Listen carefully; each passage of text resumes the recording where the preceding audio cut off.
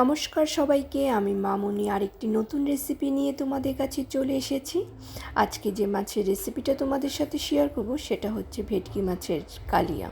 তো চলো শুরু করি। মাছটাকে প্রথম ধুয়ে নিয়েছি, তারপর একটা পাত্রে আমি কিছুটা জল দিয়ে 1 চামচ লবণ দিয়ে আমি মাছগুলোকে সব ভিজিয়ে রাখবো।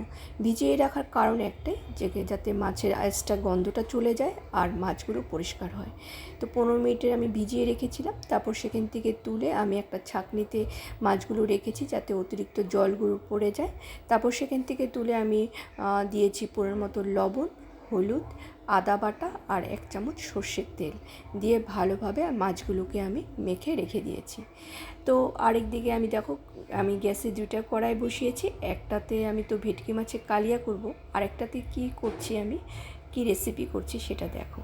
তো মাছের আমি ভেটকি মাছগুলো দিয়ে দিয়েছি, ফ্রাই হচ্ছে। আরেক দিকে হচ্ছে লোকাল রুই মাছ, সেটাকে আমি মাছের মাথা আর ছোটো ছোটো করে কেটে রাখা মাছগুলো আমি ফ্রাই করে নিচ্ছি। আর এইদিকে আমার ভেটকি মাছটাও মোটামুটি ফ্রাই হয়ে আসছে। সো এখানে আমি মাছ যে কয়টি ভেটকি মাছ নিয়েছি সব পেটির মাছই আমার ছিল। তো আমি এক এক করে সব মাছগুলো তুলে নেব। তো তুলে নেওয়ার পর সেখানে আবার যে কয়টা মাছ ছিল সব মাছই ফ্রাই করতে হবে, সেখানে আমি বাকি মাছগুলো দিয়েছি। আর এদিকে আমার রুই মাছটাও ফ্রাই হয়ে আসছে, সেটাও আমি তুলে নিচ্ছি। তারপর ওই তেলে আমি শুকনো লঙ্কা, তেজপাতা আর গোটা জিরে ফোড়ন দিয়ে বাড়িতে যা সবজি ছিল সব অল্প অল্প কেটে একসাথে মিক্সড একটা সবজি রেডি করে নিয়েছিলাম। যেমন ছিল সেখানে আলু, বেগুন, ঝিঙে, পটল, বরবটি, পেঁয়াজকলি আর সমস্ত টুকিটাকি যা সবজি ছিল সব মিক্সড করে তারপরের মতো লবণ, হলুদ আর জিরের গুঁড়ো দিয়ে ভালোভাবে নাড়াচাড়া করে আমি সবজিটাকে ঢেকে রেখে দিয়েছি গ্যাসের ফ্লেমটা কম করে। আর এইদিকে আমার ভেটকি মাছগুলো ফ্রাই হয়ে আসছে, তুলে নিয়েছি। তারপর কিছুক্ষণ পর আমি সবজিটাকে নাড়াচ্ছিলাম যাতে লেগে না যায়, যদিও গ্যাসের ফ্লেমটা কম ছিল তথাপিও। আর এখানে একটা পেস্ট রেডি করে রেখে দিয়েছিলাম, সেখানে ছিল পেঁয়াজ, আদা আর হচ্ছে লঙ্কা। এই 3টা পেস্ট আমি একসাথে করে আমি সবজিতে দিয়ে দিয়েছি। কিছুক্ষণ নাড়াচাড়া করার পর পরিমাণ মতো অল্প চিনি দিয়েছি, দেওয়ার পর সেটাকে আবার ঢেকে দিয়েছি।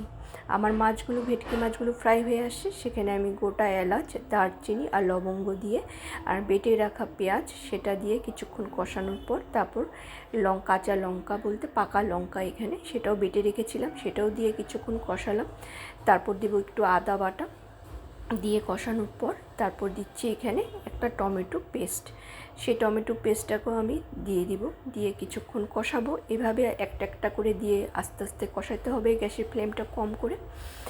তারপর পরিমাণ মতো হলুদ, লঙ্কার গুঁড়ো আর জিরের গুঁড়ো দিয়ে সেটাকেও আমি মশলার সাথে ভালোভাবে মিক্সড করে কষিয়ে নিচ্ছি। আরেকদিকে আমার সবজিটাও যাতে লেগে না যায় ওটাও আমি ভালোভাবে নাড়াচ্ছি হালকা হালকা করে।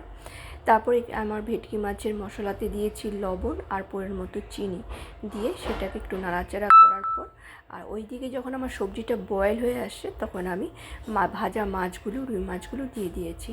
আর এইদিকে আমার ভেটকি মাছের মশলাতে দিয়েছি তোমার কাজু বাটা দিয়ে কিছুক্ষণ কষানোর পর যখন তেল ছেড়ে আসছে তখনই বুঝতে হবে যে আমার মাছটা রেডি হয়ে গেছে মশলাটা। তারপর আমি এখানে দিয়ে দিয়েছি পরিমাণ মতো জলটা অনেকক্ষণ বয়েল করার পর সব ভেটকি মাছগুলো দিয়ে বেশ অনেকক্ষণই আমি বয়েল করব। আর ওইদিকে দেখো আমার মাছটাও অনেকটা হয়ে আসছে, সবজিটা পুরোপুরি বয়েল হয়ে গেছে, মাছ আর সবজি একসাথে মিশে গেছে, হয়ে আসছে ওইটা। আর এদিকে আমার ভেটকি মাছটা নামানোর আগে একটু গরম মশলা দিয়েছি আর 1 চামচ ঘি দিয়ে একটু নাড়াচাড়া করার পর ব্যাস আমার রেডি ভেটকি মাছের কালিয়া। আরেকদিকে রেডি হচ্ছে সব সবজি দিয়ে মাছের মাথা দিয়ে একটা ঘন্ট।